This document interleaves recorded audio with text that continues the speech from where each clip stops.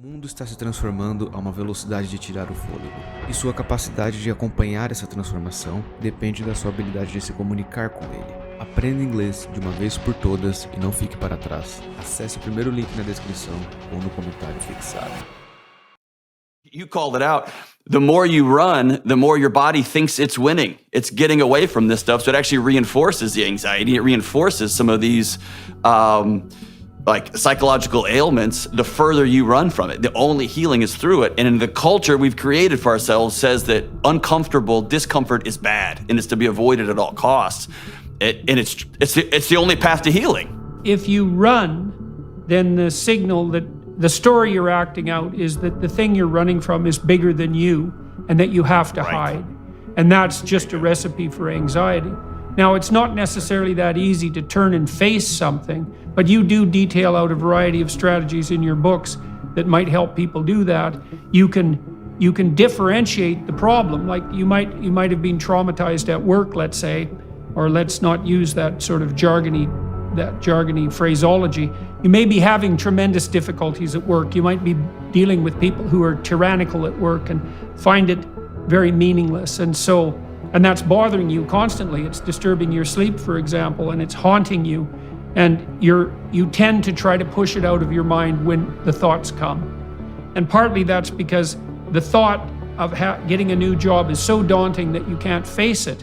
And one of the ways of recalibrating that is to break down the problem into small and manageable steps. And so, for example, one of the things that you can do if you might have to consider getting a new job because you're unhappy and miserable at work is open up your resume or your CV and look at it, right? So you might not be able to get a new job, but you might be able to open up your resume and look at it. And then having done that, you've sort of cracked the surface, and then maybe you could spend an hour a week for a month updating it, or 10 minutes a day, or 10 minutes every 2 days, something like that. But part of the trick is to take these larger monsters that are frightening enough so you want to run away from them, decide that you're going to face the situation. You lay out, for example, in your book, you ask people a lot of different questions about what they're thinking. And if something is making you anxious and afraid and miserable, it's very useful to write out all the reasons it's making you anxious and miserable, and to ask yourself, what is it you're afraid of? And then to develop a differentiated plan for dealing with those. So let me ask you this, in your psychoanalytic experience, can the majority of people do this by themselves? Because if I was to distill down all of the pathologies in modern civilization, I keep coming back to one central point, and that's that we are desperately and pathologically and spiritually and frighteningly lonely.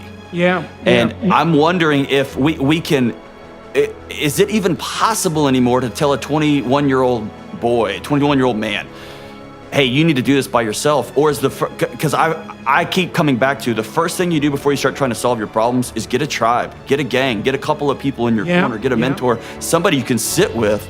And we've had to professionalize it with mental health professionals, but get some people around you to help be a good reflective mirror for you, because we're lonelying ourselves to death, I feel like. Yeah, well, I don't think that people can generally do this alone. It's actually very difficult, and I think people can't do it alone in part because people, and I'm not being snide about this, people aren't very good at thinking, and they're not very good at negotiation. Well, and when we're anxious, our brains shut off rational thinking, right? It doesn't want us wondering, is that a nice bear? It just wants us getting out of there. Well, right? that's an additional problem. You know, part of the reason that honesty in speech is so important is that there isn't any difference between honesty in speech and thinking. So you said, can people do this alone? And the answer to that generally is no, because thought itself is generally a dialogical process. So what you and I are doing right now is thinking things through. Now we're doing that with an audience and for an audience, but you have some propositions and I have some propositions, and we're pitting them against each other and cooperating at the same time, and we're allowing the discourse to modify our implicit presuppositions. So we're allowing the discourse to modify our stories. And thought itself is internalized dialogue. or trialogue if you're really sophisticated. Maybe you can break yourself into 3 people internally and have an argument, but it's very, very difficult for people to develop a systematic approach to thinking, and then to counter that with another internalized systematic approach to thinking and do all of that alone. Generally, what happens in a healthy society, as you're pointing out, is that we have people around us to whom we can express our concerns, and then they react, and then you react to that. And that's thought.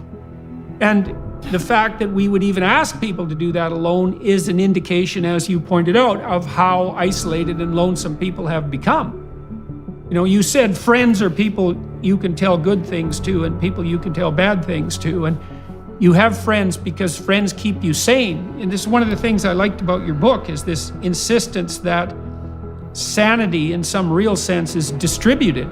It's not something inside your head. It's something that you find as a consequence of being nested in a sequence, in a hierarchical sequence of proper relationships. And so if you could do it alone, man, you could do it in solitary confinement. And, you know, even antisocial criminals hate solitary confinement. We're social beyond belief. It's the way we punish prisoners, right? Is to put them in the hole. And we've just created a society where that's where we choose to live. Yeah, and I love the idea of, I like to think of society, it's evenly distributed. We carry each other's burdens in different seasons, and that's the way through. There's just simply moments when my wife gets sick or my dad finds himself, my aging father's passing away, that's the old, you know, holding your arms up in the desert narrative, right? Like we need other people to help us navigate these. And how many, I won't put my experiences into your marriage, but the number of times over the 2 decades I've been married that I've been hanging out with some friends that I trust, and I say, my wife said this and this, and my friends go, man, she's right, you're an idiot, right? And so I need that sort of iron sharpening iron, right, to help me reframe something that my body's taken off on.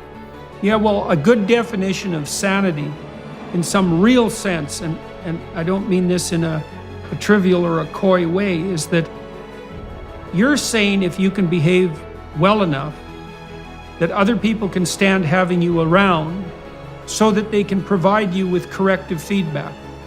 And if you're sane enough so that other people can stand having you around, they'll reward you when you deserve to be rewarded, and they'll punish you when you deserve to be punished. And all you need to do is pay really careful attention to that feedback, and you'll be sane and properly situated. Now, you know, that can go wrong if the entire social community takes a pathological turn, and that makes things more complicated. And that does happen from time to time, but generally speaking, you have to be surrounded by people, and so we could walk through that. Very few people can function effectively without an intimate relationship. That's because you don't have anybody who's monitoring you over the medium to long run if you don't have an intimate relationship.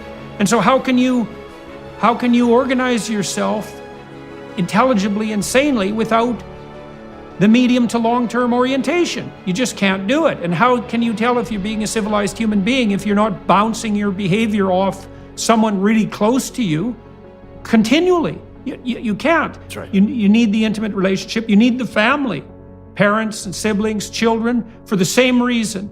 And you need friends.